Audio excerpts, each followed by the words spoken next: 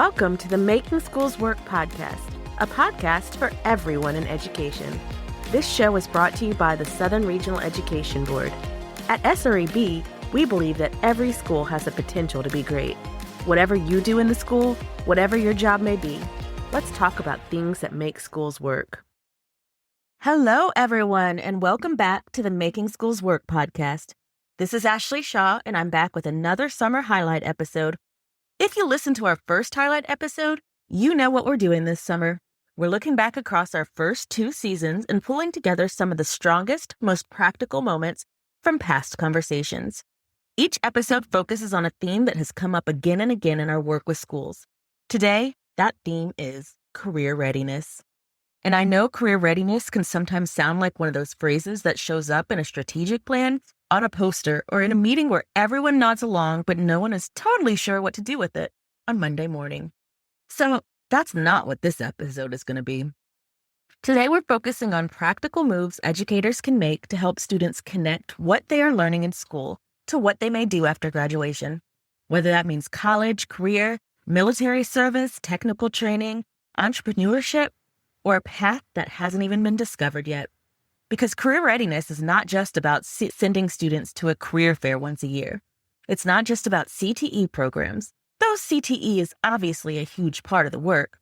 And it's not just about asking seniors what they plan to do after graduation and hoping they have an answer.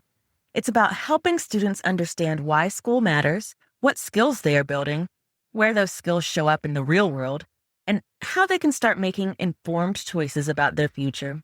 So today, we're going to look at 5 practical ways to make career readiness real. The first one starts with how we talk about school itself. So here's a small shift that can change the way students hear us. Instead of saying, you need this for a grade, we can start saying, you are building a skill that gives you more options. That matters because some students already see school as the path to the future they want. Others see it as something they just have to survive.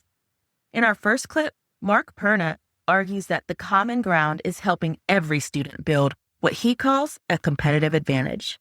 The foundation of everything becomes competitive advantage, and it becomes academic, technical, and professional and life skills. It becomes the ability to put your best foot forward. It's the ability to look at life in a different perspective. I'm not here to get straight A's. I'm here to develop academic, technical, and professional and life skills. What will define you for the rest of your life is the technical and professional and life skills you build, because those are the things that every employer is looking for. Building compelling relevance and purpose lands on how will they use this information? What will they do with these skills and the knowledge that we're giving them? And how will that allow them to live a lifestyle meaningful to them based on their own unique interests, talents, and abilities? We have to connect those dots. That is a useful way to talk to students, especially students who do not see themselves as school people. The point is not that grades do not matter. They do. But grades are not the whole story. A student is also building communication skills, problem-solving skills, technical skills, persistence, initiative, and the ability to work with other people. So one practical move is to change the way we frame the work. Instead of only saying this assignment is worth 100 points, we can also say, this assignment is helping you practice explaining your thinking clearly, which is something you will need in almost any job. Or, this project is asking you to solve a messy problem. And that is what a lot of work looks like outside of school. That framing does not require a new curriculum. It requires making the value of the work visible.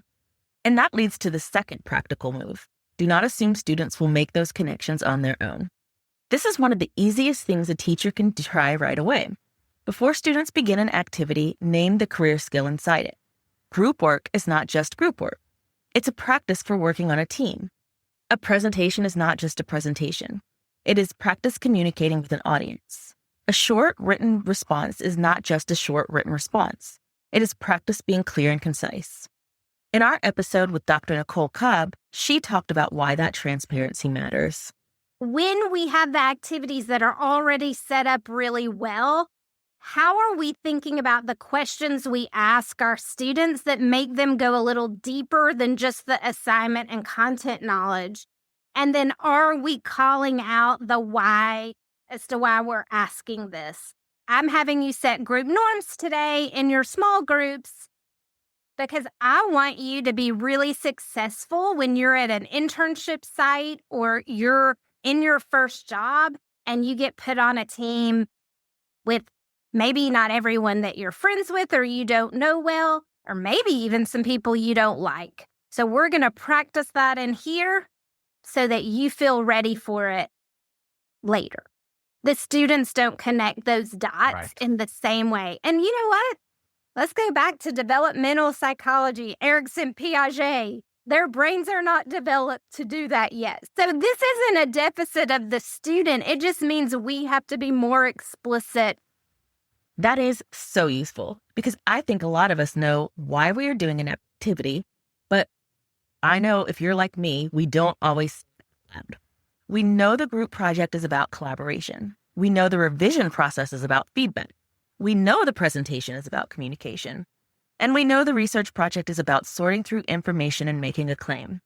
But if students don't know that, they may experience the activity as just another school task. So the practical move here is simple. Add one sentence before the activity. We're doing this because. That one sentence can help students understand that they are not just completing an assignment. They are practicing something they may need later in an internship, a job, a meeting, a college class, or a conversation with a client. And once students can see the skill, we can ask them to go a step further. Find where that skill shows up in a career they actually care about. That's where clip 3 comes in. A lot of students have said some version of this. When am I ever going to use this? And sometimes we answer that question for them. But there's a stronger option. Make students investigate the answer. Take the skill you are teaching, writing, research, measurement, data analysis, scientific reasoning, math, and ask students to find where that skill appears in a career they are interested in. Not where we say it appears, where they can prove it appears.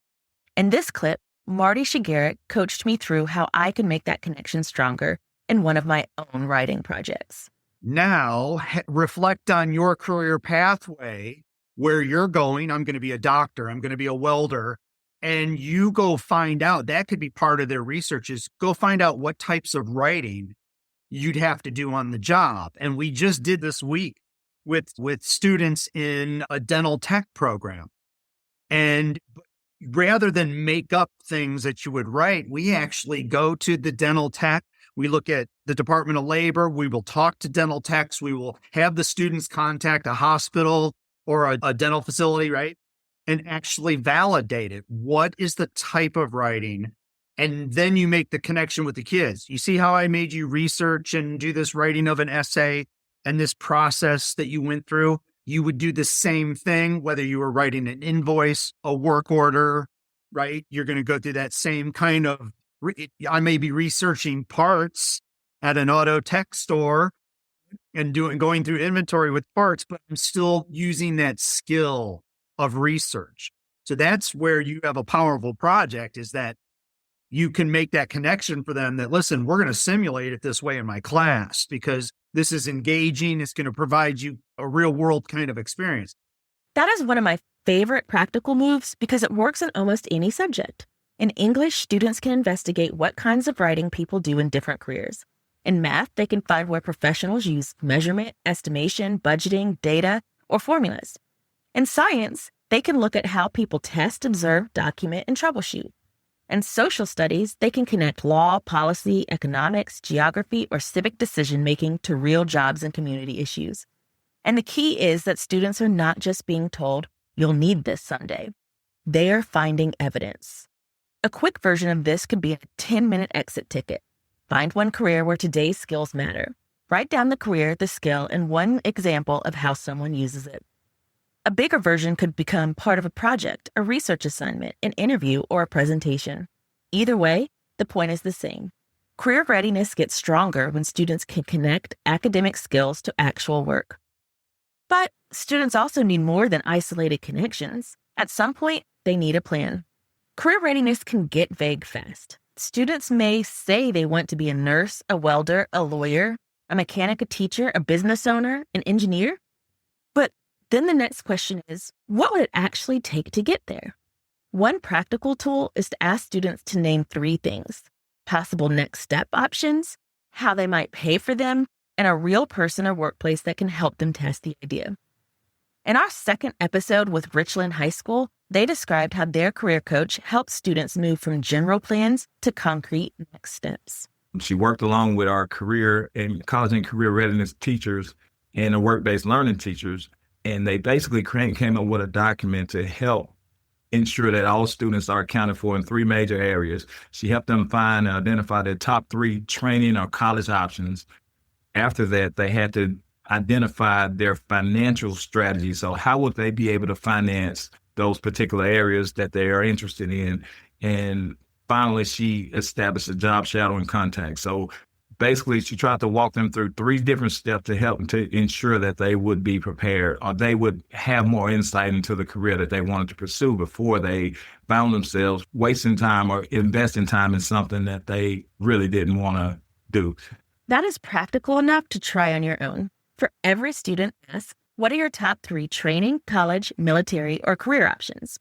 What would it cost and how would you pay for it? Who could you talk to, visit, shadow, or interview before you commit? The last question matters. A student may like the idea of a career, but they need a chance to see that day-to-day work and what it actually looks like. That could be a formal job shadow. It could be a career coach connection. It could be an interview. It could be a guest speaker. It could be a workplace visit. It could even be a project with feedback from someone in the field. The goal is to help students test their plans before they spend time, money, and energy heading down a path that may not fit them. And that brings us to the final practical move. Schools do not have to do it all alone. It's easy to think of community partnerships as a guest speaker, a donated check, or a business that shows up once for career day. These can be all helpful. But the strongest partnerships start with a clear question. What do our students actually need to experience, practice, or understand? Hensel, a nonprofit in Nashville that connects schools and community partners, talked about how they help schools and businesses move from one events to deeper relationships. And we're going to listen to that for our last clip of the day. Everything that we do at Hensel is school-based, is school-centric and student-centric. So we're not going to just bring a business partner to a school and say, hey, we have a new partner for you. It's always dependent on what the school has told us that they need. And so, yeah, you may need your playground painted and you may need this closet cleaned out. But if those are the only 2 things that you ask of a partner in a year, that's not a partner. That's a one-time volunteer.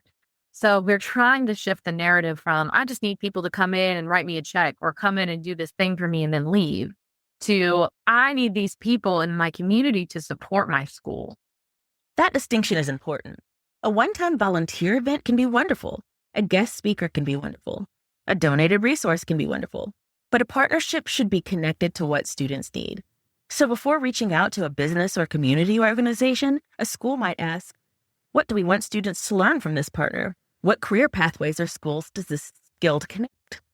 Do we need exposure, mentoring, job shadowing, feedback, internships, materials? Is this a one-time event or are we trying to build something ongoing? That keeps partnerships from becoming random acts of generosity. It makes them part of the learning plan. And when that happens, career readiness becomes much more real. Students can meet people in the field. They can ask questions. They can see workplaces. They can get feedback from someone other than their teacher. They can imagine themselves in a role they might not even know existed. That's the point of all this. So we pull these 5 ideas together. Career readiness does not have to be a separate thing that lives outside the regular school day. It can start with the way we frame the work students are already doing.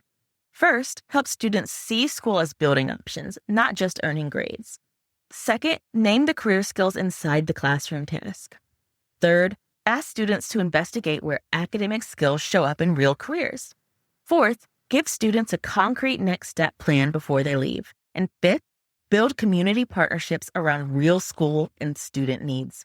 None of these moves require every teacher to become a career counselor, and none of them requires every class to turn into a job training program.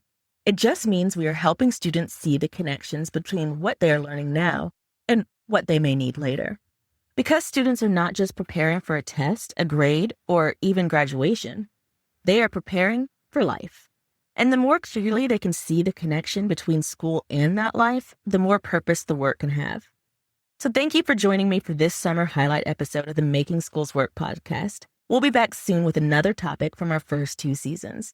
You may be on summer now, but let's start planning.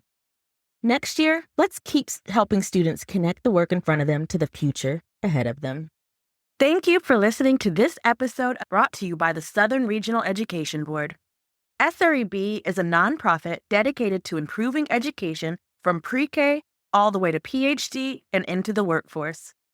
Visit sreb.org for resources on instructional practices, teacher data, career pathways, and more.